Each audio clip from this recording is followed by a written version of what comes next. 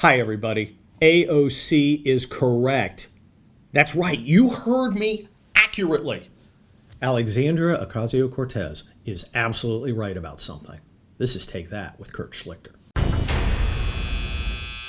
Yes, you have heard me correctly. AOC, Alexandria Ocasio-Cortez, is right about something. What's she right about? Paul Ryan. You see, Paul Ryan, that loser doofus who helped us lose the House of Representatives by being passive and weak, went out and talked to some folks this week and said, I spoke to AOC when she came to Congress after she was elected, and I gave her some advice. I told her to sit back and be quiet, look and learn and listen. And AOC, well, she didn't listen to me. Well, finally AOC's done something I can get behind, because no one should listen to Paul Ryan. Now, don't get me wrong. AOC's a ninny. She's a numbskull. Everything she says is stupid.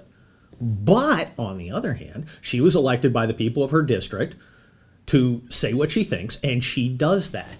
This is an example on the Democrat side of kind of the same thing that we had on the Republican side, which is the establishment folks saying, hey, sit back, don't rock the boat, allow time to have us suck you in to become part of the Borg that is the establishment. Now, look, again, AOC is just wrong about everything.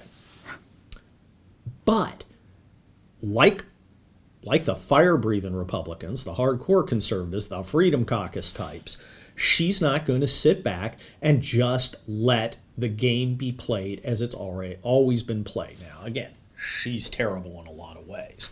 But you see what's happening here is Paul Ryan is attempting to promote establishment norms, not ideology. He doesn't care what her ideology is.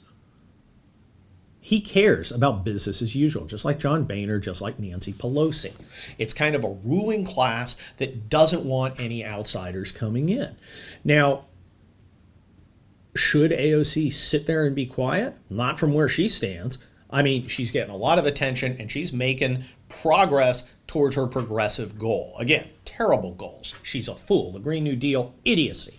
But when you're elected to Congress, your loyalty is not to the institution. Your loyalty is to your voters. And AOC's voters are a bunch of damn commies.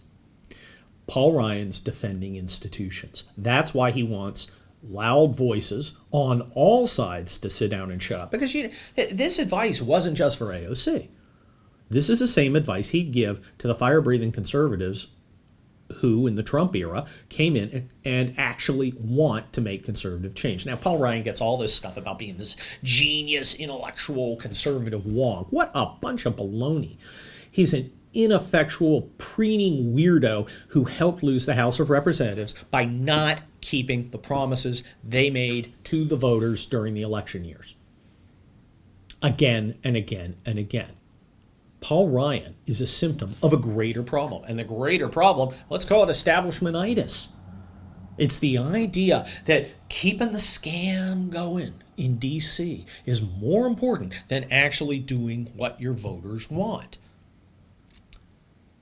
This is when I need some echo effect. This is why you got Trump.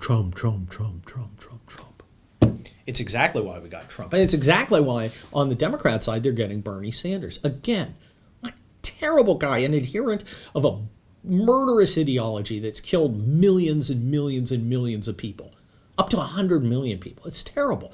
But it's a reaction. It's a reaction against an establishment that refuses to respond to the needs of the citizens. That is an untenable situation. We have, as Glenn Reynolds, the Instant Pundit, says, the worst ruling class ever.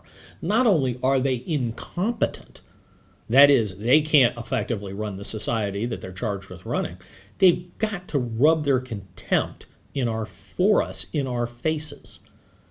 And they can't stop. This is Paul Ryan at his essence. He thinks everyone else is stupid. He thinks everyone else should shut up and listen to him. Now, in AOC's case, perhaps she should. She's a ninny. But in the case of freedom-loving conservatives, the real target for people like Paul Ryan when you're talking about the whole ball gag thing that he wants to impose upon them. This is simply a power move to ensure that these voices never get raised, and that the scam never gets interrupted. The gravy train never gets derailed. So, Alexandria Ocasio-Cortez did not listen to Paul Ryan. She went in and made a splash, and she did what her voters want. You don't have to like her. I don't like her. I think she's silly. But what you do have to understand, and what you do have to respect, is the fact she's doing what her voters apparently want. Now, we'll find out for sure at election time. They may be a little unhappy about her Amazon move, for instance, and that she may not provide the constituent service that a congressman should. I worked in Congress for a little while as an intern. I answered lots of constituent mail. But the simple fact is, our representatives are our representatives. They represent us. They don't represent the Paul Ryans. They don't represent the Nancy Pelosi's. So I hope lightning doesn't strike me, but AOC was right. Paul Ryan, go pound sand. This is Take That with Kurt Schlichter. Hey, if you like what you're seeing here, check out Beyond the Paywall. But first, I want you to go over there. I want you to hit the Twitter thing. I want you to hit the Facebook thing. And I want you to hit the subscribe thing.